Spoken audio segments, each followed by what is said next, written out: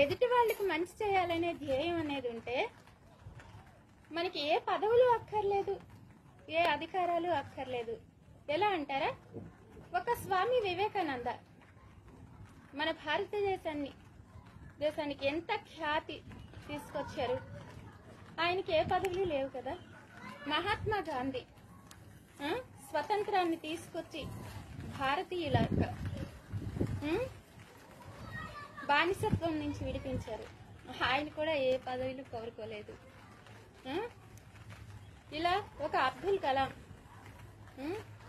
ఎంతో మంది మనకి ఏ పదవులు లేకుండానే ఎన్నో త్యాగాలు చేశారు, ఎన్నో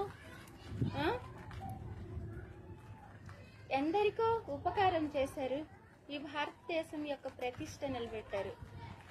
త్యాగం చేసే గుణం ఉండాలే గాని అలా అధికారం ఉంటేనే మేము ఏదైనా చేయగలం